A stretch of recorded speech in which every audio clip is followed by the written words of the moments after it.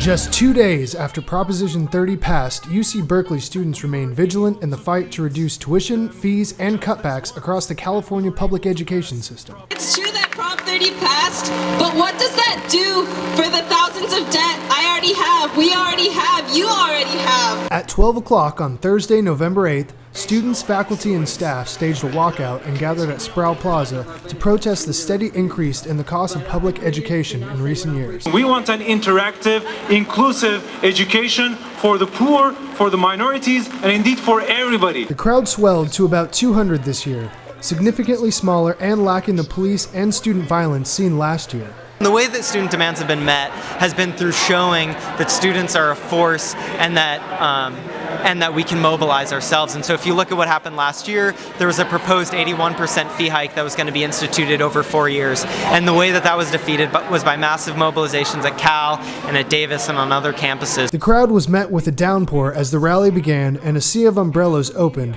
while others gathered under the balcony at the MLK Student Union. So unfortunately, as you may have noticed, it poured rain, which was a little bit of a bummer, but it was really inspiring how so many people came. We had it looked like a good few hundred people were gathered, despite the rain, despite the cold, to hear the speakers that we had. After an hour in the rain, a band started up and the protest marched to Wheeler Hall, where the activists found a warm, dry place to voice their opinions in the Wheeler lobby. Police remained on the sides of the event the whole way through, and the protest went off without incident. Once inside, demonstrators were broken up into groups to discuss demands for the UC Board of Regents, as well as paint signs for occupying next Thursday's Regents meeting in San Francisco. Two demands expressed were, 1, roll back fees to pre-2009 levels, and 2, reverse all cutbacks, consolidations, and austerity measures against UC workers. Even with the passage of Prop 30, the Regents have made it very clear that the UCs are on the gradual road towards privatization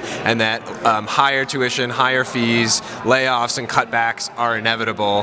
And we're here to stand together and say no, that they're not inevitable, that the money's there, and that we want a more democratic and accessible University of California. If the demands are not met, the group promises to mobilize in the spring term with more walkouts, protests, and indefinite strikes. Towards the end of the meeting, select protesters also discussed occupying Sproul with tents tomorrow around 1 p.m.